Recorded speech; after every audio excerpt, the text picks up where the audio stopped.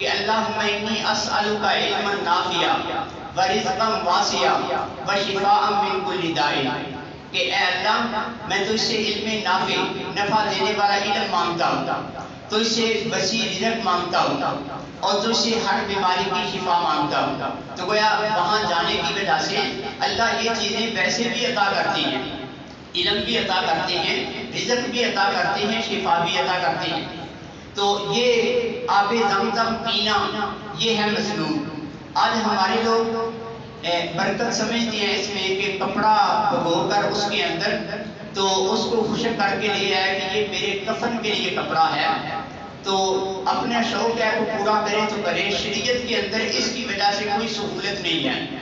کوئی اللہ نے نہیں بتایا، نبی پاک صلی اللہ علیہ وسلم نے نہیں بتایا کہ جس کا کفن آب زمزم سے بھگویا ہوا ہوگا تو اس کے گناہ معاف ہو جائیں گے، اس کو معافی مل جائے گی، ایسی کوئی بات نہیں ہے۔ تو یہ اپنے صرف شوق یا اپنی محبت کی بات ہے، شریعت میں اس کی کوئی حیثیت نہیں ہے۔ پھر آب زمزم پینا، وہاں پر جو ہے کھڑے ہو کر آب زمزم پیا جاتا ہے، تو اس سے بعض لوگوں نے یہ سمجھ لیا کہ جہاں بھی زمزم پیا جائے گا تو کھڑے ہو کر ہی پینا چاہیے، تو یہ نہیں ہے۔ پانی یہ عام پانی کی طرح پانی ہے، نبی پاک صلی اللہ علیہ وسلم نے رش کی وجہ سے کھڑے ہو کر یہ زمزم پیا تھا، رش کی وجہ سے، تو یہ اجازت ہے کہ آپ کھڑے ہو کر پی لیں۔ لیکن اگر آپ بیٹھے ہوئے ہیں اور مستقل کھڑے ہو جائے اس کے پینے کے لیے تو اس کا شریعت نے حکم نہیں دیا، بلکہ یہ جیسے عام پانی بیٹھ کر پیا جاتا ہے تو اسی طرح اس کو بھی بیٹھ کر ہی پینا چاہیے۔ تو بعض لوگ وہاں ملتزم سے چمٹتے ہیں یا ساتھ چمٹ کر تو کوشش کرتے ہیں کہ کینچی لے کر تو کعبے کا تھوڑا سا غلاف کاٹ کر اپنے پاس لیے ہیں تبرک کے طور پر، تو اس کی بھی کوئی حیثیت شریعت کے اندر نہیں ہے۔ اللہ کی طرف سے یہ غلاف کعبہ نہیں ہے اور کوئی فضیلت نہیں بتائی گئی کہ جس کے پاس یہ ہوگا تو اس کی معافی ہو جائے گی، بلکہ یہ ایک خیانت میں آتا ہے، چوری کے زمرے میں آتا ہے۔ تو اس لیے ان چیزوں سے بچتے ہوئے صرف جو کام ہمیں کرنے کے لیے کہا گیا تو وہ کرنے۔ اب یہ دو کام ہو گئے عمرے کے، ایک تو احرام اور اس کے متعلقہ چیزیں، دوسرا آپ طواف سے فارغ ہو گئے۔ 7 چکر یہ طواف کے پورے کرنی ہیں، اور ہر چکر پر پہلے چکر میں جب پورا کر کے حجر اسود کے سامنے آئیں گے تو پھر اسی طرح اس اعلان کرنا ہے بسم اللہ اللہ اکبر وللہ الحمد، اور اس سے آگے طواف کرنا ہے تیسرا کلمہ پڑھتے ہوئے۔ 7ویں چکر پر جا کر جب 7واں چکر پورا ہوگا تو پھر 8ویں مرتبہ استعلام کرنا ہے، یعنی استعلام 8 ہو جائیں گے، چکر 7 ہیں، تو پھر یہاں سے فارغ ہو کر آپ سیدھا مشرق کی طرف یہاں سے نکلیں گے۔ بیت اللہ کا دروازہ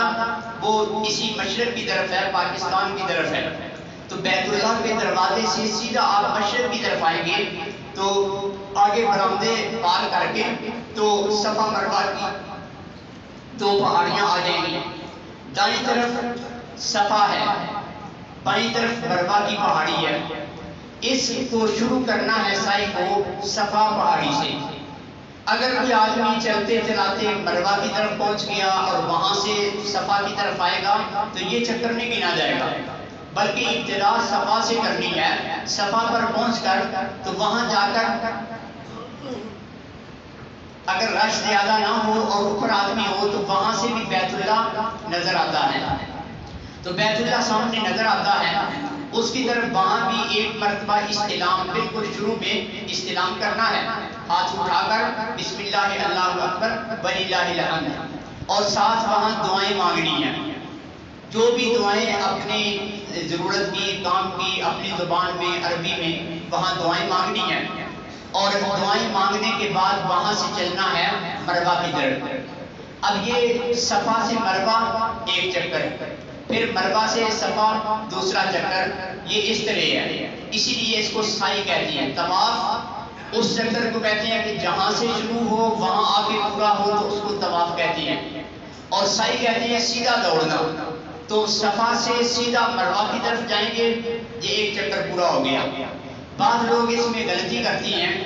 کہ وہ صفا سے چل کر دوبارہ صفا پر آ کر پر ایک چکر شمار کرتے ہیں تو گویا وہ 2 گنا سفر کر لیتے ہیں، اپنے آپ کو تھکاتے بھی ہیں اور ایک یہ غلطی بھی کر لی، غلط فہمی کے اندر پڑے رہے۔ تو اس لیے یہ چکر صفا سے مروہ کی طرف جاتے ہوئے مروہ پر پہنچ کر درمیان میں جگہ نیچی ہے، آگے مروہ پہاڑی پھر تھوڑی اونچائی پر ہے، تو مروہ پر پہنچ کر وہاں جا کر پھر رکنا ہے، پھر بیت اللہ کی طرف منہ کر کے دعائیں مانگنی ہے اور پھر وہاں سے واپس صفا کی طرف آنا ہے۔ درمیان کے اندر یہ تصویر میں آپ دیکھ رہے ہیں صفا مروہ کی سعی کرتے ہوئے، تو یہ چھت کے اوپر آپ دیکھیں تو درمیان میں سبز لائٹیں لگی ہوئی ہیں، تو ان کا ایک طرف کنارہ نظر آ رہا ہے، دوسرا جدھر سے یہ جا رہے ہیں پچھلی طرف ہے، تو یہ اتنا سا حصہ جہاں وہ سبز لائٹیں لگی ہوئی ہیں، نیچے زمین پر بھی پٹی ہے، اوپر بھی یہ سبز لائٹیں ہیں، تو یہاں پر تیزی کے ساتھ دوڑنا یہ مسنون ہے۔ حضرت حاجرہ رضی اللہ تعالیٰ عنہ ان کا یہ طریقہ ہے، ان کی یہ ادا ہے کہ وہ اپنے بیٹے کی پریشانی کی وجہ سے اس کو پانی ڈھونڈنے کے لیے وہاں بے چینی سے دوڑی تھی، کیونکہ یہاں سے وہ جگہ نظر نہیں آتی تھی جہاں بیت اللہ ہے، جہاں حضرت اسماعیل علیہ السلام ہے، تو اس لیے دوڑ کر آگے پہاڑی کے اوپر جا کر دوسری طرف دیکھا، تو ان کا یہ دوڑ کر چلنا اللہ کو ایسا محبوب اور پسند ہے کہ سب کے لیے اس کو مسنون کر دیا اور اس ادا کو قیامت تک کے لیے جاری و ساری رکھ لیا۔ تو بعض لوگ یہ کہتے ہیں، کتابوں میں لکھا ہوا ہے کہ یہ حکم بھی صرف مردوں کے لیے ہے، لیکن علامہ نیلوی رحمہ اللہ تعالیٰ وہ فرماتے تھے کہ یہ جس کی ادا ہے وہ تو عورت تھی، ایک عورت اس طرح بھاگی تو اس کے بھاگنے کی ادا کو اللہ نے زندہ رکھا، تو اس لیے یہ حکم صرف مردوں کے لیے نہیں بلکہ عورتوں مردوں سب کے لیے یہ ہونا چاہیے۔ تو خیر یہ کوئی ضروری نہیں، کوئی دوڑ سکتا ہے ٹھیک، نہیں دوڑ سکتا تو کوئی بات نہیں، یہ ایک مسنون کام ہے، یہ ان کی ادا کو اللہ نے زندہ رکھا۔ تو یہ صفا مروہ کی سعی صفا سے شروع ہوگی اور مروہ پر جا کر یہ 7 چکر پورے ہوں گے، تو اس طرح جو ہے وہ یہ صفا مروہ کی سعی کرنی ہے۔ اور اس کے دوران صفا مروہ کے دوران بھی اللہم اغفر ورحم وانت الاعز الاکرم یہ دعا پڑھنی مسنون ہے۔ اگر کسی کو یاد ہے تو یہ پڑھ دے، نہیں تو اپنی زبان کے اندر جو دعائیں بھی پڑھنا چاہے وہ پڑھ سکتا ہے۔ تو صفا مروہ کی سعی کر کے تو اس کے بعد آخری کام وہ ہے سر منڈوانا، سر منڈوانا یا بال کٹوانا۔ عورتوں کے لیے سر منڈوانا نہیں بلکہ عورتوں کے لیے صرف ہر طرف سے ایک پورے کے برابر، پچھلی طرف سے بھی دائیں سے بائیں سے ایک پورے کے برابر بال جو ہے وہ کاٹ دینا، سارے بال یعنی اکٹھے کر کے تو آخر سے صرف ایک پورے کے برابر کاٹ دینا، یہی مسنون ہے، یہی کافی ہے۔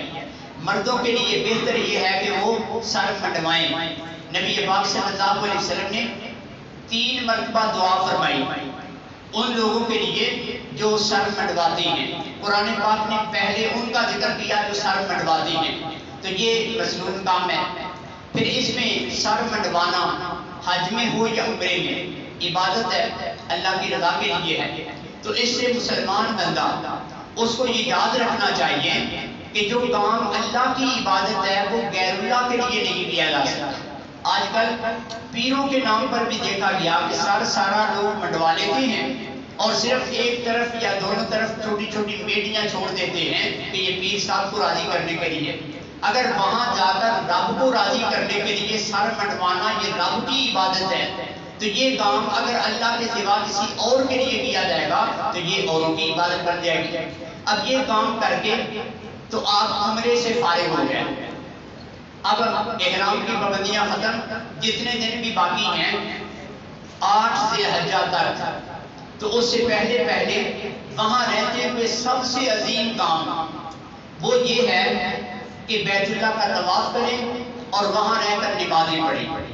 ایک نماز وہاں پڑھی جائے گی تو 1,00,000 نماز کا ثواب ملتا ہے،